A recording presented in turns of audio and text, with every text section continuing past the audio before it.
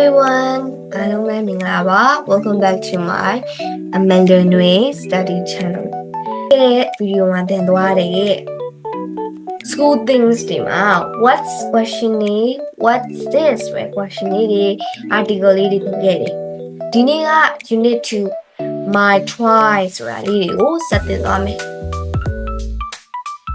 Okay ဒီ My Tries မှာအဓိကဘာသင်ရမလဲဆိုရင်ဒီဘက်မှာကြည့်လိုက်မယ်Possessive adjective ပိုင်ဆိုင်မှုကိုပြတဲ့ adjective လေးတွေ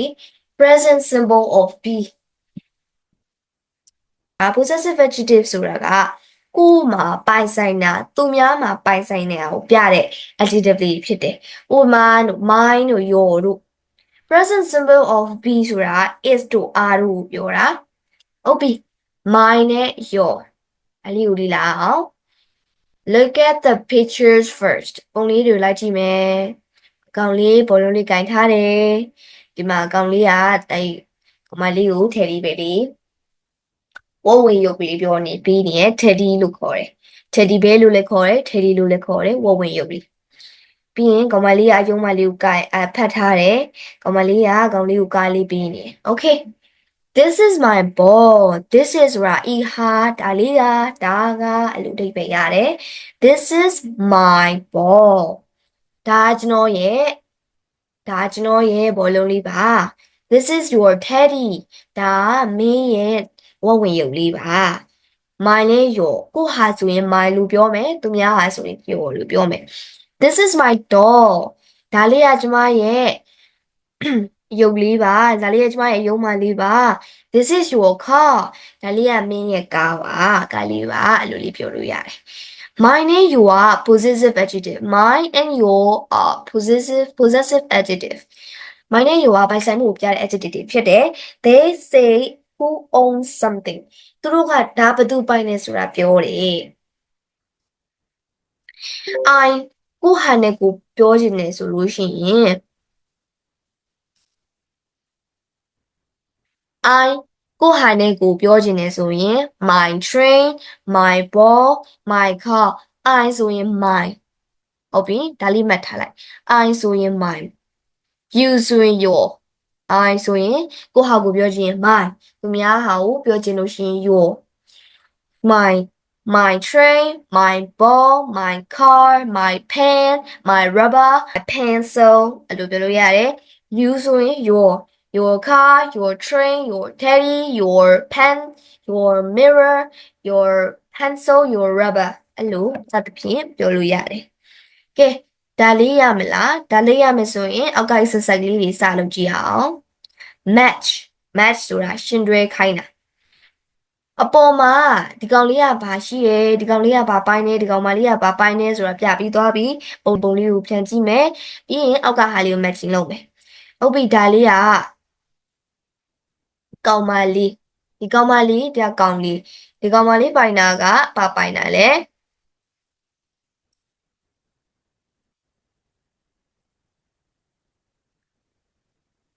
ဒီကောင်မလေးပိုင်တာကဒေါ်နဲ့ Teddy နဲ့ပိုင်တယ်ဒီကောင်လေးပိုင်တာကဘောနဲ့ car နဲ့ပိုင်တယ် Good job ဟုတ်ပြီဒါလေးက B A L L ball ဒါလေးက D O L L doll ဒါလေးက C A R car ဒါလေးက T E D D Y teddy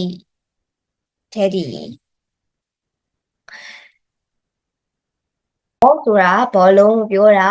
doll ဆိုတာကျုံးမကိုပြောတာ car ဆိုတာကားကိုပြောတာ teddy ဆိုတာ teddy ဝတ်ဝင်ရုပ်လေးတွေကိုပြောတာ okay ဒါလေးရမယ်နော်ဒီစကားလုံးလေးတွေကိုကြက်မှတ်ထားမယ်ကြက်ထားပါမယ်နောက်တစ်ခု soccer mine and your soccer ဆိုတာဝိုင်းခိုင်းတာ mine နဲ့ your ကိုဝိုင်းပြခိုင်းတယ် so ဒါလေးကိုအနိုင်ရောင်လေးပြောင်းလိုက်မယ် this is my ball ဒါငါဘောလုံး this is your teddy ဒီနေရာမှာ your လေးကိုဝိုင်းရမယ် this is my doll ဘယ်ဝိုင်းရမလဲ mine ကိုဝိုင်းရမယ် This is your car ဒါမှမင်းရဲ့ကားတို့လေဝိုင်းပေးမယ်ဝိုင်းပေးပြီလားဝိုင်းပေးပြီဆိုရင် right လေးကိုသွားမယ်အပေါ်မှာ mine နဲ့ပတ်သက်ပြီးဘယ်လိုရေးရမလဲ mine တွေကဘယ်မှာသုံးလဲဆိုလို့ရှိရင် noun တွေရဲ့ရှိမှာ mine ကိုရေးရမယ် your လည်းအဲ့တိုင်းပဲ possessive adjective တွေမှန်သမျှ noun တွေရဲ့ရှိမှာရေးရမယ်နော်ကဲအောက်ကဟာလေးကိုကိုရေးကြည့်မယ်ဒီပုံလေးတွေကြည့်ပြီးတော့ကိုရေးကြည့်မယ် You can pause the video and write it on your own ဗီဒီယိုလေးကိုရပ်ပြီးတော့ကိုရေးကြည့်မယ်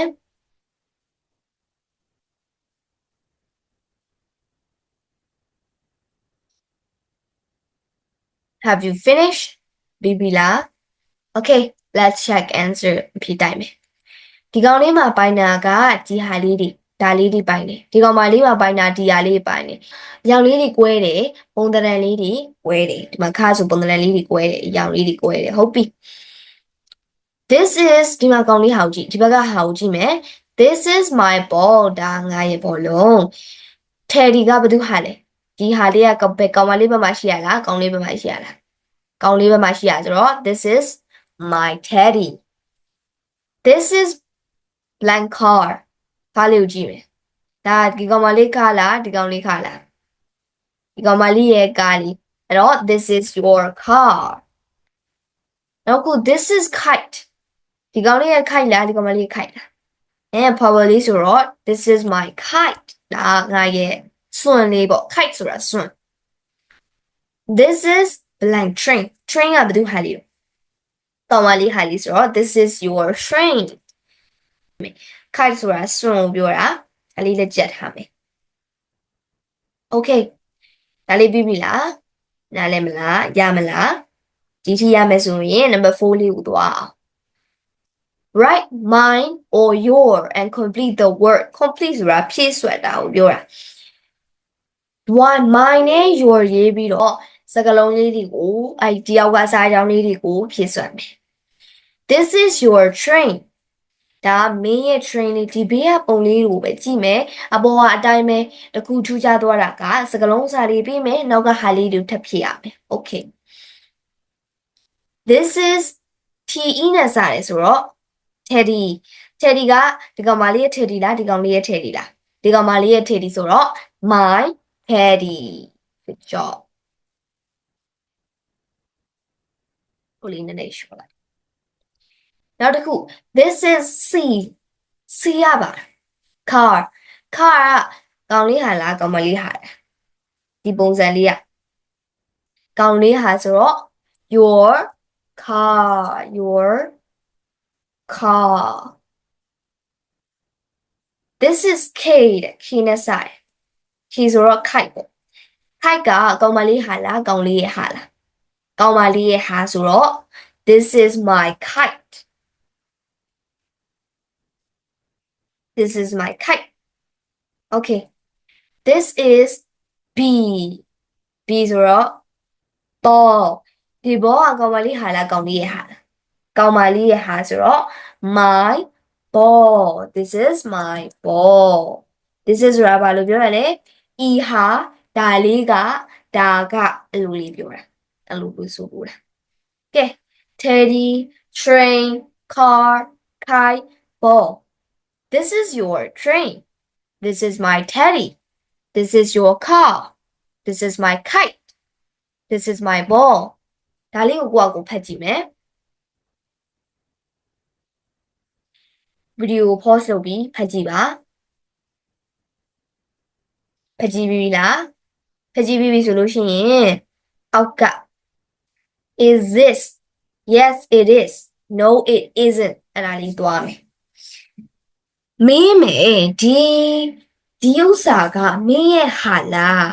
မင်းမယ်ဆိုလို့ရှိရင် is this your dog ဒါကဒီရုံးမလေးကမင်းရဲ့ဟာလားဆိုပြီးဒီလိုလေးမေးလို့ရတယ်We use it to identify someone or something. Identify လုပ်တာဆိုတာကသိကြအောင်ဖြေကိုသိကြအောင်လုပ်တာ someone or something is ကို someone ရဲ့ something လားဆိုတာကိုသိချင်တဲ့အခါမှာသုံးတယ် it's come from the verb be is က be ကနေလာတယ်နော် this is Allison ဆိုပြီးရှေ့မှာသင်ခဲ့တယ်နော် this is my car this is Allison ဆိုပြီးရှေ့မှာသင်ခဲ့တယ် is this က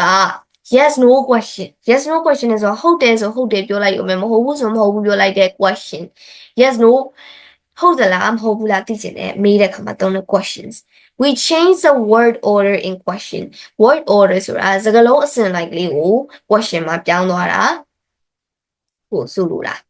word order လေးပြောင်းသွားတယ် statement and question this is your teddy statement ကဒါမင်းရဲ့ teddy ဒါဖြစ်ဖြစ် question ဆိုလို့ရှိရင်ဒီ is လေးကို this ရဲ့ရှေ့မှာထည့်လိုက် this ရဲ့ရှေ့မှာထည့်လိုက်ပြီးတော့ is this your teddy ရှေ့ကဒီနှစ်ခုလေးပဲပြောင်းသွားမှာနှစ်ခုလေးပဲ word order လေးပြောင်းသွားမယ် order ဆိုတာစီစဉ်တရားစီတာကိုပြောတာအစဉ်လိုက်ကိုပြောတာ is လေးကိုရှေ့ထည့်မယ် is this your teddy အဲ့လိုလေးမေးမယ်ဒါမင်းရဲ့ teddy လား yes it is ဆိုတာဒါဟုတ်တယ်ဆိုလို့ရှိရင် yes it is လို့ခေါ်လို့ရတယ်မဟုတ်ဘူးဆိုရင် no it is အဲ့ဒါက short answer လို့ခေါ်တယ်အတိုဖြေတဲ့အတိုအဖြေလေးတွေဖြေတိုးလေးတွေကိုပြောတာ we can use them if the question begin with is it နဲ့စလို့ရှိရင် yes it is ဟုတ်တယ်ဆိုရင် yes it is မဟုတ်ဘူးဆိုရင် no it is လို့ပြောလို့ရတယ် is it your car is this your car yes it is no it isn't isn't ဆိုတာ is not ပြောတာအရှိကောက်က is not ပြန်ပြောမယ် is ဆိုတာကတစ်စုံတစ်ခုတစ်စုံတစ်ယောက်ကိုသိချင်တဲ့အခါမှာပြောတယ် is come from the verb be verb be ကနေလာတယ် this is Allison ဒါ Allison မှာ this is my car ဒါငါရဲ့ကားပါ is this က yes no question ဖြစ်တယ် question မှာ word order လို့ခေါ်တဲ့စကားလုံးအစဉ်လိုက်လေးတွေကိုပြောင်းသွားတယ် statement ဆိုတာအဖြစ်ပြက် this is your teddy ဒါကမင်းရဲ့ teddy အမှပြောင်းရင် is ကိုရှေ့ဖို့ this ကို is နောက်မှာနေ is this your teddy ဆိုပြီးတော့မေးလို့ရတယ် yes it is နဲ့ no it isn't a short question yes it is နဲ့ no isn't နှစ်ခုစလုံးက short answer လို့ခေါ်တယ် short answer လို့ခေါ်တယ်မေးအဖြေတိုလေးတွေ questions က is this နဲ့ဆက်လို့ရှိရင်အဲ့နှစ်ခုကိုသုံးလို့ရတယ် isn't က is not ကိုပြောတာ is not အရှိကောက်က is not ပြီးဒါလေးရမလားဒါလေးရမယ်ဆိုအပေါ်ဟာလေးကြည့်မယ် is this your door ဒါမင်းရဲ့ရုံးပါလေးလား yes it is it your car ဒါမင်းရဲ့ကားလား no it isn't မဟုတ်ဘူး hey ဒါလေးရမယ်ဆိုလို့ရှိရင် number 5 match တွေသွားမယ် match ဆိုတာရှင်တွဲခိုင်းတာ is this a car is this a car ဒါကားလားတဲ့ yes it is ဟုတ်တယ်ဆို yes it is မဟုတ်ဘူးဆိုရင် no it isn't is this a kite ဒါဆွန်လားတဲ့ဒါရက်ဆွန်လားတဲ့ no it isn't ဒါ number 3 sorry number 2ကျော်သွားတာ is this a ball ဒါဘောလုံးလားဒါဆိုရင်ပြထားပြီးဘောလုံးလားဆိုတော့မဟုတ်ဘူး no it isn't is this a train ဒါရထားလား yes it is this a book ဒါစာအုပ်လား yes it is this a door ဒါ door ရုံးမလား no it isn't အဲ့လိုလေးဖြေလို့ရတယ် is this a car yes it is this a kite no it isn't is this a ball no it isn't is it a train yes it is this a book yes it is this a doll no it isn't ဒါလေးရမလားဒါလေးရမယ်ဆိုရင် number 6 လေးကိုသွားမယ် write the words in the correct order correct ဆိုတာမှန်ကန်သော order ဆိုတာအစီအစဉ်လိုက် make question မေးခွန်းလေးတွေပြုလုပ်မယ် this your ball is မေးခွန်းမှာ is ကိုရှေ့ထည့်မယ် this ကို is ရဲ့နောက်မှာထားမယ် is this your ball my doll is this ဆိုရင် is this my doll ဒါငါရဲ့ရုံးမှာလား okay ဘယ်အောင်ရှိဖို့မလဲဒီစာကြောင်းမှာ is ကိုရှေ့ဆုံးမှာပို့မယ် is နောက်မှာပါလာမယ် this is this my အပေါ်နောက်ကဟာကိုတိုင်းရေးလိုက်အောင်မယ်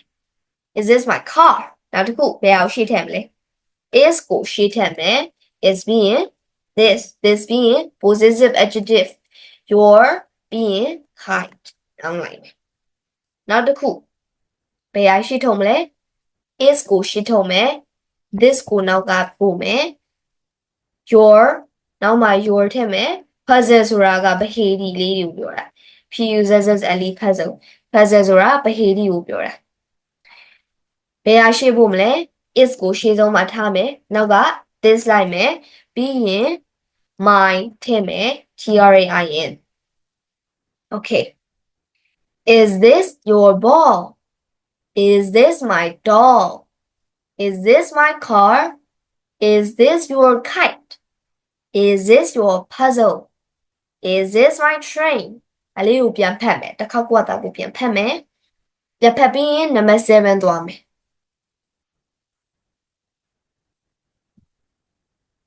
ပြီးပြီလားပြီးပြီဆိုရင် number 7သွားအောင် look and write ပုံလေးတွေကိုကြည့်မယ် write ဆိုတာရေးမယ် look ဆိုတာကြည့်တာ write ဆိုတာရေးတာ birthday ရေးသည်ကြည့်သည်ရေးသည် is it your doll ဒါမင်းရဲ့အယုံမလေးလား yes it is ဟုတ်ပါတယ် is it your ball ဒါမင်းရဲ့ဘောလုံးလား no it isn't ဟုတ်ဘူး is it your car ဒါသူ့ရဲ့ကားလား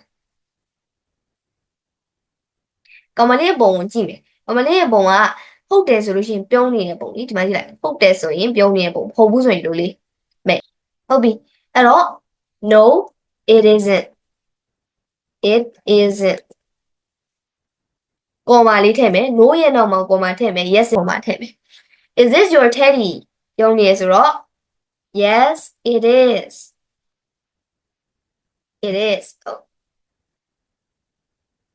is this your train ဒါမင်းရဲ့မိထားလေးလား yes it is is it your kite မင်းရဲ့စွန်လားပြုံးနေရဆိုတော့ yes it is okay ဒါဆိုရင်မိခွန်းလေးမေးကြည့်မယ်ဒါမိမိတို့ကဖြေကြည့်မယ် is it your doll yes it is is this your ball no it isn't is it your car ပတိပိုင်เนาะအဲ့လို error လေးကြောင့်ပြုတ်သွားပြောက်သွား is it your teddy is it your train is this your kite ဒီတော့ပါပြီဒါဆိုလို့ရှိရင်နေ့ unit 2ကဘာတင်သွားလဲဆိုရင် B is this question လေးတွေနဲ့ true answer လေးတွေတင်သွားတယ်ပြီးရင် possessive adjective လို့ခေါ်တယ်ပိုင်ဆိုင်မှုပြ adjective လေးတွေတင်သွားတယ်ဒီထဲမှာသစ်စကားလုံးလေးတွေပါရှိတယ် teddy ရှိမယ် puzzle ရှိမယ် kite ရှိမယ် puzzle ဆိုတာဗဟေဒီလေးကိုပြောတာဒါလေးတွေကိုကြက်မှတ်ထားပါမယ်ကဲနေ့ကတော့ဒီလောက်ပါပဲလိုက်လုပ်ပေးတဲ့အတွက်ကျေးဇူးပါအားလုံး bye bye see you next time